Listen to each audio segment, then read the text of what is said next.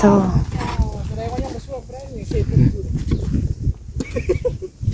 ขัดไม่ได้เนาะก่อเงินเจ้าของน้อยหางงามได้เลยบิดเบี้ยวอะไรได้อ๋อสบายดีกล้วยอ๋อมีมันห้อนกระโดดนี่พวัดนี่ฮะมือไปถือมึงกี่จะไปใหม่ห้อนอะไรดิห้อนอะไรได้สบายดีบ่ส่งน้ำสบายดีช่างพูด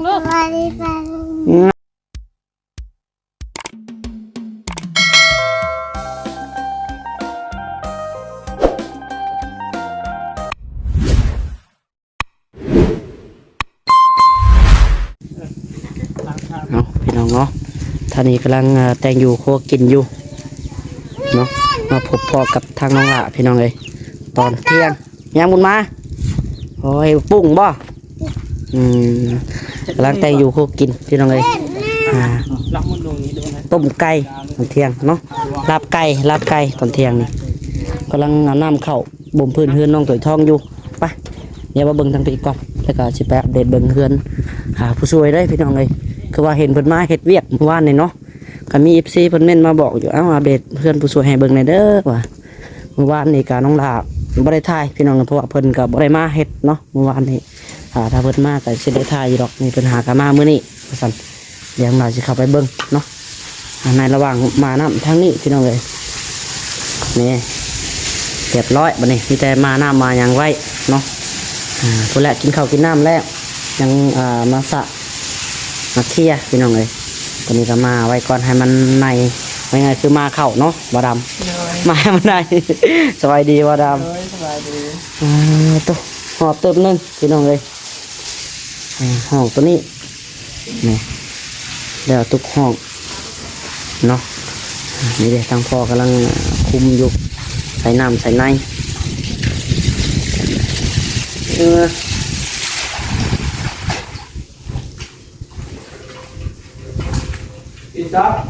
ใส่จักเลยพี่น้องพี่น้องเฮ้ยน้องตุ๋ยทองรุ่นนี้เลยจังคันมันจังแล่แต่เว้นกับผักแต่เว้นเนาะ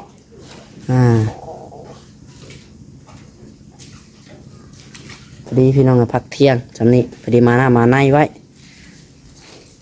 ไปจังไรกันเดียวน้องหลับไปเบิ้งพุ่นก้อนเนาะพุ่นพี่น้องเลยอัปเดตเพื่อนผู้ช่วยพุ่นแม่พุ่นผักเราไปจักเนาะน้องสบายดีน้องตุ๋ยทองเพิ่นก่ออยู่บ่เดี๋ยวน้องหลาไปเบิ่งก่อนเด้อไปพี่น้องเลยโตแดดเมี่ยงทางสั่งผุดเพิ่นก็ได้โอ้เพิ่นหาในมุ้งđấyพี่น้องเนาะเพิ่นก็ได้ฉลาดอยู่สันเนาะคิดว่าใส่ตากแดดเลยนะมือฝนตกปูนเพิ่นเปียกบ่มื้อน่ะเห็นฝนตกมื้อน่ะพี่น้องเลย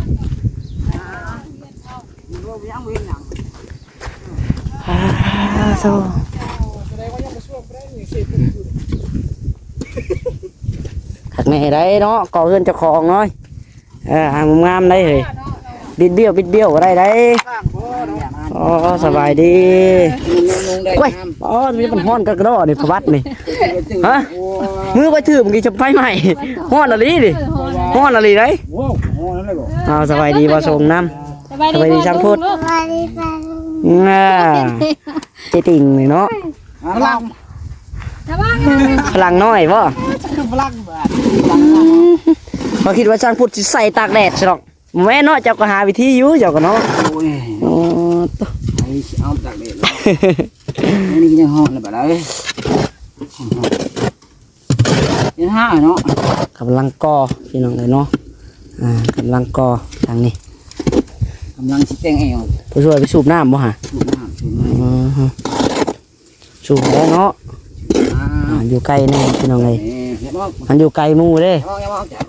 กระชิตอใส่ได้มูบัดบ่ได้อีกบ่ฮอดเลยเพื่อชิตอใส่ได้สูบเอาดีกว่าเนาะมันก็บริลาเนาะมันก็บริลาคันเทพื้นว่าอยู่เนาะโตเริ่มกอแล้วเพิ่นก็ปูนจะบ่แข็งบ่มันน่ะฝนตกมันน่ะบ่ได้แข็งบ่ปูนจะปกอยู่บ่มันน่ะโอ้ฝนตกได้มันน่ะตกกันได้เจ้าเอาเพบัดเพยังแล้วกับนั่นดีตกใจห้อนเลยห้อนงอนเลยนั่งลงกันก่อนห้อนอะไร เขาจะลองจับเบิ้งเอามือว่าจุกโพงเฮ้ยฉันก็บ่ดีแล้วมือแปะสิมาวัดว่ะฮ้อนได้ล้มยั่วกับฮ้อน ได้แค่เนาะได้ แอวมันจะหยุกระดับซ้ำนี่บ่จังบุดซ้ำนี่นะเนาะก่อ2ก้อนแล้วก็เทคาน มีอย่างนี้ดี หน้าซาวพี่น้องเลยบล็อกนี่จักว่าพอดีพ่อจักเนาะจักสิพ่อบ่พ่อได้หรอก่อนี่น้องดาจะบ่มั่นใจได้พี่น้องมันยังบ่ได้ปานใด เท่าไหร่ บ่พอดอก พ่อเลย บ่พอบ่พอ ไม่ได้ปะ บ่พอได้เทคานหักก่อเบิ่งก้อนได้ก็ได้ก่อเบิ่งก้อนเนาะก่อคู่มันเปลืองเลยเนาะมันคือก่อก้อนเดียวขึ้นเลยพี่น้องก่อเบิ่งก้อนได้สำใดก็เอาเท่านั้นก้อนก่อทุกร่องเลยบ่จังพุดทุกร่องเลยแล้วเนาะแบบที่เฮาเคยก่อแหละพี่น้องเอ้ยเฮือนหมู่ว่าก่อทุกร่องเฮือนตัวเองบ่สิก่ออ้อมแล้วพอติ เนาะล่ะ หึ สองห้องกับชาแปดก้อน อ๋อต่อ ตอนที่เนาะ เราเบิ่งเนาะเฮือนมันก็บ่ได้ใหญ่ปานใดเนาะธรรมดาอยู่พี่น้องเอ้ย ถ้าเพื่อนสร้างเพื่อนนะเพื่อนจะเอาบุญเลย นั่นแหละหยังว่า โบได้ สมบ่เดิมคือกันบ่ มีคนพาแล้วเพื่อนโชว์เสา สู่เสาข้างนอกบ่ เป็ดนี่บอกเขาสาว แบบไหนผ่านได้ยินเราคนที่โชว์เสาเหรอ บ่ เบิ่งนิดออกไปได้ เสียดสายสู่เสาบ่จังหวด งามได้เห็นคนเห็นโชว์เสา จักว่ามักไผมักมันข่อยล่ะบ่มักข่อยเขามักนั้นก็ได้คือกันลองเบิ่งข่อยอยากเบิ่งจังเทื่อมันงามก็มีแหละเนาะ โอ้ไปแต่งเสาเนาะ อืม ไปแต่งเสาคักแล้ว มันงามจักว่าข่อยสิทุบเพื่อนข่อยป้อไม้จักเนาะ เอ้ามันงามเนาะ หยอกเลยเนาะนี่เลยไปเอาข่อยกันแล้ว ถ้าจะเลิกโลกชีไปยูทูบเอาใหม่โยฮะ ก็ไปนี่นี่ ก่อเหลี่ยมในบ่ แม่ เนาะ จะคิดนะ เวลาก้อนเดียวเนาะก้อนเดียวสิก่อเหลี่ยมในพี่น้องสิจงประมาณครึ่งเนาะหลอกขึ้นชุดเลยเอาลองเบิ่งเดี๋ยวผลงามอยู่ได้มาแต่งเสาค่ะถ้ามาได้แต่งเสาบ่เลยเนาะ ไปหาโบกมันกันให้มันแล้วแต่งเสาออกมาพี่มันก็คิดว่าชิ้นเน่นบ่ สุดยอดแล้วเนาะ ครับบุญมีบุญมีนะ เดี๋ยวมันแล้วเนาะกลับไปเรื่อยๆแหละพี่น้องเนาะ ว่าโบกแล้วมันปูนมันตกลงหันเลยกัน โดย เอาไปเลยขึ้นไปเลย เอาเจ้าก็ได้ กันมีกันเฮ็ดกันเปลี่ยนกันยังเฮ็ดมันสูงเสมอกันอะไรก็คิดว่าคักนาในใจนะ โอ้ขักอยู่ได้แบบนั้นก็ขักอยู่ คิดว่าน่าจะงาม ก่อกลางคือหัวดอกจ้อยไปได้ ฮะ ก่อกลางคือหัวดอกจ้อย บ่งามมันน่ะเนาะมันจะโชว์บ่สองอันเนาะคันโชว์ก็โชว์ข้างเดียวพอคือน้องหลานน้องจ้อยนี่โชว์ข้างในเบิดพี่น้องปะก่อเหลี่ยมนอกคันลองเบิ่งเฮือนจังพุดก่อเหลี่ยมในจะว่าสิโอเคลองเบิ่งจังพุด ก็เนาะ ลองเบิ่งงามเด้ก็งามอยู่เนาะข่อยเห็นเฮือนเขาโชว์หลายหลังอยู่เด้ เห็นนี่บ่ เห็นหน้าเฮือนเขาหานขายเครื่องตามทางนี่เด้ หลังคาไม่ได้เห็นรุ่นใด อันเดียวกัน อันเดียวเนาะโมเดิร์นนั่นแหละเนาะ ศึกษากันเลย บอกมันคิดว่าชูทั้งหลังคาได้บ่แม่นได้ ไม่ใช่หรอ อย่าว่าหลังคาก็สิโชว์ปีนขึ้นเลยหมูปีนลงมาปีนขึ้น หลังคาเอาทั้งขาวใช่ ทางขึ้นทางทีมันขึ้น เนาะเอาเฮ็ดแปลกหมู่เนาะเฮือนประชู ว้ายเนาะ แปลกกับแปลกโพดอกเนาะ ทางพุทธเทศหาย หลังคาก็ยังสิเอาไม้เนาะยิงน็อตกับบ่ยิงใส่ไม้เนาะยิงแกนะ ยิงใส่เชือกจีเนาะ ลบมาไปเลย เฮือนจังขุดเนาะเฮือนประชูให้ นี่คิดแบบนั้นคิดแบบนั้นจ้ะ ลืมมัน เฮ็ด มืออะไรเม็ดมือเดียวแล้วเลยนี่ เฮ็ด เพิ่นมุงก็ได้เฮือนเพิ่นมุงก็ได้นี่ ร้อย เรียบร้อยจับนี่ก็มือโพงฮ้อนขนาด ลองเบิ่งเนาะ จำก็ได้เลย เขาผมก่อนวงเรียบร้อย สบายดีทั้งพ่อ เดี๋ยวสบายดี เป็นยังไง คักงามอยู่ มาปูนแรกบัญชีปูนมานันไปแรกไป เบิ่งนี่ตานี่ก็คิดว่า อันคานเฮาต้องขึ้นชูงอีกอันน่า15หรือ พุ ว่า ทธ ไง เทศคันหลงอยู่ป่ะ น่า15 ที่เป็นหยัง สิเป็นหยังคะแนนเฮาขุดดินคักๆเนาะดินมันเพียงคัก ไปแล้วก็เอาปูนลงอีกใช้แรง ได้เฮาบ่เทเข้าลุ่มก็ได้ได้อยู่ ยีตามหมักไว้หมัก มาคานสูงก็ เพราะว่าเป็นนี่ลุง พอเฮือนเราก็ต่ำแล้ว อยู่นอกดิถ้าอยู่ในแล้วมีพาแล้วเขาจะ เป็นสูง เฮ็ดใหม่ตัวใหม่ต้องมีพานตอนนี้มันอยู่นอกเพราะว่ามันหนักกับบันไดนะประหยัดไปนิดหน่อยนึง แมน เล็กเนาะกระตูน จัดเล็ก เฮ็ดตูนบ่หมักตูนบ่ก็เพียงกัน โอ้ยเจ็บมือมาแล้ว คือกันนั่นแหละ เพียงกันเลยตูนว่าเฮ็ดตูน เฮือนเสาเพิ่นสิก่อเหลี่ยมในได้โซเสาโซเสา ข้ามอยู่บ่แบบใด มันก็คักอยู่เนาะบ่ คืออยู่บ่ คักกันแล้วโซเสา นะ โอ้ลังน้อยก็เอาเฮ็ดกะคักกะอองต้องเลยฮะงามไหน สิลองเบิ่ง เป็นองจ่องบ่ เอาสามเท้า14เนาะเอา14 15องจ่องบ่ ลองเบิ่ง งามเลย ถ้าเป็นอะไรก็นี่ อองต้องกับคะแนนจะเอาเครื่องเฮือนมาลายมันสิบ่มีบนไว้แล้วเนาะเอาเครื่องเฮือนมาลายมันก็บ่งามเอาแบบธรรมดาเครื่องเฮือนกะ อันนี้มันได้เนี่ย โอ้คนงานคนบอกในเรื่องเจ้มได้องจ่องนี่ โอ้ยข้าวถ้าสิติกอีก เท้ากูบ่าว14 โอ้ไปหดน้ำน้ำไม้ได้นี่ แม่ปานละมัน ไล่ทาแป้งโอ้โหทาแป้งผู้สาวอีก ได้ท่าจะว่าแป้งผู้สาวบ่ได้ท่าเพิ่นว่า มันไม่จอด แก้มเพิ่นสูงเพิ่นว่า เก่งโอ้บ่ถึงนะเพิ่นว่าตัวน้อยๆเนาะ ไปมากินฮอดมาเอา โอ้ไปก็บางทีอยู่บนยืนเนาะ คันหมออ้ายเพิ่นเลย ไปนะ บ่เว้าเพิ่นนั่นน่ะ บ่ไปนะเลยยังว่า หมออ้ายเพิ่นน่ะ บอกเพิ่นเด้อนั่นแหละว่าเบิดอันรถเพิ่นจอดแล้วขึ้นรถงอยรถเพิ่นเลยท้า บ่ได้ท่าแก้มผู้สาวอยู่บ่ลูกบ่ถึงบ่จ้ะ ทางไปทางขนาด ถ้าชูโพดเพิ่นว่าถ้าชูโพด นี่มันนั่นออก หัวเด้ว่าเพิ่นก็บ่คือว่าพี่บ่คำเมื่อกันปล่อยปันเอียนลงตมบ่ อืม เมื่อเราบ่ไปเลย แล้ว มาลินน้ำตะไคร้อะไรคนนั้นน่ะมันมาอยู่น้ำตะไคร้เบิดก็ได้ตะไคร้ก็บ่ได้ไปเล่นทางใด บ่ได้ไปเล่น เล่นแต่ในเฮือนตะไคร้ก็ได้เล่นแต่ในเฮือนน่ะแค่นทางน่ะ เล่นอาพุทธเพิ่นว่าได้ไรได้ไร บ่ก่อนแล้วก็จับ กูว่าปิ่นปันไก่สุพรก็ เป็นได้บ่ หลับเหนียวขนาดเรา อันนี้นะครับ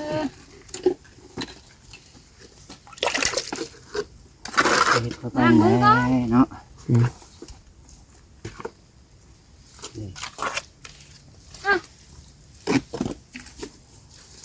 สัตว์ป่ามาเอาสัตว์ป่ามากิน ได้ยังกิน ในมกอะไร ลาบหน่อไม้ ได้ลาบหน่อไม้บ่ ลาบหน่อไม้ กินกับไก่แค่จะได้นอนหน่อย ปล่อยไก่เนาะปล่อยได้ กำ เนาะ ลังซอยอยู่ ช่วยไก่ลาบไก่ช่วยไก่มา แล้วไปกินน้ำกันได้ มื้อนี้พอมันมาปล่อยไก่ ท่านนั้นกำลังเฮ็ดกินอยู่จะพากินข้าวอิ่มได้ แต่แดด กินต้มไก่น้ำกัน กินไหมปลาลุงกินน้ำไหม อืม ไปไหม จะติงมันอยากเข้าบ่อยากแล้วเราก็ได้เนาะ ถามแบบอยู่จะตีไหม 11:30นเลยพี่น้องเลยเนาะ นี่ได้ ตะไคร้ก็หาก็สิมาน้ำตัวไว้เติบ เอาเลย เอาก็ได้มาน้ำอะไร มาเลย ไว้คนแล้วบ่แหละมันเลยจะปาดพื้นแล้วกินข้าวแล้วไปสิลุยเลยว่ะ นี่เนาะ มาน้ำได้ก่อนคักๆจังบ่เมื่อย ขอใส่ก็จะนี่แรกเลยกันไปกินข้าวกินน้ำแล้วพักผ่อนแล้วกันนี่เลยเนาะ เจ้าเด้บ่ปาดบ่ไปปาดซอยข่อยบ่ ไอ้เบากันอยู่เบากันอยู่เด็ก ไปซอยข่อยเด้อปาดแล้วแล้วก็ให้แน่ จ้อยพายเรือเบิ่ง ซอยเพื่อคนนั่นแหละเนาะ ช่วย เดี๋ยวตอนแรงสิมาก่อซอยดอกตอนแรงข่อยเทพื้นเฮือนลงตัวทองแล้วก่อนข่อยก็พอข่อยล่ะ บ่ซอย ตักปอตก บ่ซอยกับมานั่งเบิ่งคืน มันเป็นกำลังใจบ่ถ่ายคลิปบ่ เป็นกำลังใจถ่ายคลิปให้เบิ่ง โอ้แดดเขาเลยก็ตบกูเด้อไว้ ยังอยู่ในห่มกับฮ้อนเนาะ โอ้ผู้เฒ่าผู้เฒ่าน้องคนกระทบแล้วบ่มันแดดชูไว้กันแล้ว ป้าลุงกินแน่นายล่ะให้ชงกินได้ไหมลูก กินรถกินรถ เป็นนายมาใช่ไหมมาเด้อป้าลุงเอ้ยข้าวน้ำโบตี้ เจ้าก็บ่ลองก่อบ่ช่วย เป็นเพื่อนลายนะช่างเพื่อนจิประเทศหยัง ก็เป็นนี่ ลองก่อแล้วนะเฮ้ยเนาะเจะคองสร้างบ่ช่วยว่ะโอ้ยสุดยอดแล้วบ่ช่วย บ่ได้ยากนะแม่ หมัดเพียงให้จะขุดหมัดเพียงให้ก็เจ้าก็ได้ เฮ็ดหยังพูดเฮ็ด ได้คือบ่เฮ็ด แล้วก็ เห็นได้อยู่เราเห็นช่างพูดเห็นได้ เห็นจากประเทศเราก็คนบล็อกนี่ คนบักคนนั้นย่วงน้ำให้โอ้กลัวจะ บ่ง่ายเนาะอันนี้ก็ได้ทั้งคนบล็อกกับบ่แห้งอะเนาะเจ้าบ่มีล้อบ่ผู้ช่วย บ่ เออพี่น้อยเนาะ มีนะ เพิ่นบ่มีล้อ บ่ได้มีหยังก็ว่านี่ก็ของเจ้าฮะ อืม เอาน้องดาวกันเพิ่นจะไปทางใด อืม เมื่อบ้านเลย เพิ่นมาแล้วว่านั่นแล้วว่าปิดระบบไผ คิดว่าที่ จักแล้ จักแหลคือว่ายังบ่เห็นมาเลยเด้อ สิไปแปลงเอาตีนเอาหยังมันไปเติมลมเติมหยังเบิ่งก่อน ก็ว่าปูนี่ก็ยืมข่อยมาวันนี้ คนหลัก เจ้านะฮะ เออ หลัก ยืมไม่หลักเลย หนักเอาแล้วเนาะ พอดีได้ขนาดคดีหา พี่น้องเพิ่นบ่มีหยังเนาะเฮือนเพิ่นยังบ่ทันมีหยังเลยคู่เกียงเนาะยังเบิดยังพูด ใช่ละมั้ย คู่เกียง แต่บ่เป็นหยังดอกเกียงเอาไปใช้เอามาใช้รถข่อยเบิดข่อยวิดอันกอแล้ว ไม่ได้บัดคู่พุ่นแหล้วเนาะข่อยสิเอาไปใช้ข่อยสิสาบเฮือนเด้ ได้อยู่ค่อยๆก็สิเอาดอกของบ่าวเวียงซื้อนั่นแหละ เดือน เป็นน้องดาวบ่เป็นน้องดาวบ่ แม่นใครดาวคนมาอยู่ฉัน เพิ่นมาอยู่จักปีนเฮือหัวเพิ่นได้หัวเพิ่นฮักเนาะบ่แห้งแล้ว ปีนแล้วแม่นี่ดอกเดือนลูกหลานจ้ะ ชื่อปีน เพิ่นมาอยู่ เนาะเจ้าของบ่อยู่เนาะ นะเพิ่นอยู่เพิ่นจึงเอา ยามเพิ่นอยู่เอาน้ำเพิ่น ก็ก เนาะ ลางคืนถือเนาะมีหลังคา อันนี้น่ะ ก็กลางคืนถือกัน ถือได้สังหูดเลย ก็กลางคืน แม่แม่สิค้าก่อน ก็กลางคืน ยืมใช้ไพ่ในพอนิ่งมากกับไต่ดอกไผ่ก่อยมาก่อซอยดอกแมลงค่ะ ลูกเอ้ย ฮะ กลางคืนนี่คือ ก้องขึ้นบ่แม่บ่มีไผบาด ยืมไพ่ไผ่ก้อน ยืมใช้ก็ไก่บ่ไก่เนาะ ร้อยกว่าเม็ดติ บ่เฮ็ดได้ ไก่ปานน่ะเนาะ บ่มีไก่ ก่อกังเว้นค่อยก่อไปที่แล้วเนาะ มันบ่แม่นในชีวิตกลางค่ำกลาง กลาง คื คื น นนี่ก็ฮอด10 โมงนี่พอดี มันบ่มีอันนี่เนาะ อันนั้นคนในบ้านน่ะบ่เฮ็ดเท่ากลางคืนเท่าว่า มันบ่แม่ มัน นบ่แม่นละได้นะค่ะ ว่าลิ้นไปแนวบ่ดีแล้วเนาะว่าบ้านนอกมาเฮาพี่น้องเด้ ดินแม่ทางบุรีได้หันว่ะ ดีดแล้วบางคนว่าติมาเฮ็ดเวียกกลางคืนอีกหมอนี่ว่าเอาอีกแล้วเนาะ โอ้ยาได้ ข่อยยังไงมันแลกไว้กันที่ว่าข่อยดีดบ่ คิดว่าสิดีเต็ม เพื่อนข่อยเนาะ เพิ่นเบิ่งคน กลางคืนก็ได้บรรยากาศเฮาบ่ฮ้อนเท่านั้น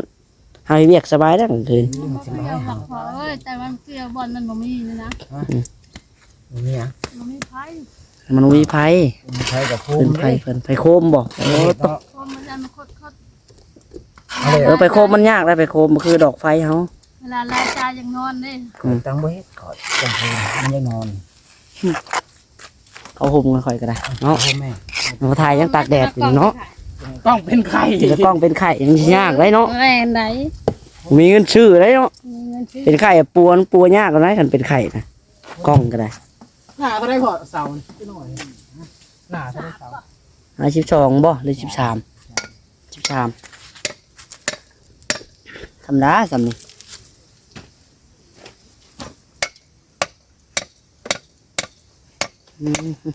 เนาะ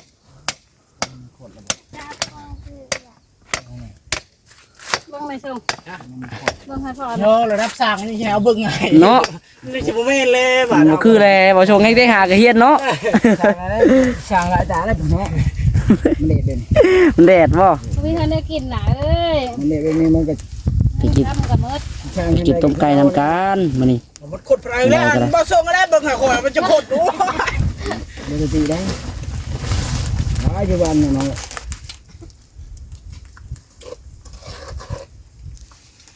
ดีงามนี่เนาะเสาก็12ให้หน่อยไม่เดียวเพลงงามๆเลยโอ้ ครับร้อยอยู่แล้วแหละ เอาก็บ่มักเจ้าได้โซเสาได้งาม อือ เอาเห็นลายหลังได้ก็ ลายหลังได้ก็โซ บ้านเพิ่นว่า มันก็งามอยู่เนาะ แม่ โชว์ก็งาม โซเสาเลยเห็นเพิ่นเฮ็ดเอายังลายหินอ่อนได้ใส่เสามันทั้งนอก งามบ่ งามดีเด้อเห็น อะไรสั่ง จาก ผู้ ไหน ใด ต้องเป็นบางสร้างก็มีเพิ่นเฮ็ดกะ ลายหินอ่อนไปได้ ลายคือลายดินจี้เห็นเด้ บ่ได้รักหัวเพิ่นกายทางกะฮะเป็นคล้ายๆดำๆ ครับเนาะ นี่เฮือนในบ้านเฮาก็มีหลังหนึงนี่เฮือนไผบ่อนใกล้ๆบ่อนท่านหมอซื้อดินให้เด้ เป็นนั่นนึงบ่ เงินเวลาหลังตัวอ้อยอีกขาง เป็น วัด ดาวห่วงคนห่างมาจากไทยแล้ว เป็นใส่ลายหินอ่อนแล้วก็เสาเอิน ไปจังพูดเอง ไปหาเงินหาคำแล้ว ทางกันบ้านท่านี้อย่างนี้จะมีลายหินอ่อนมันราคาแพงมือไปได้เนาะ โอ้แพงแล้วครับว่าเพื่อนเฮาหลังน้อยเลยแค่มันแพงมันเครื่องตกแต่งเนาะ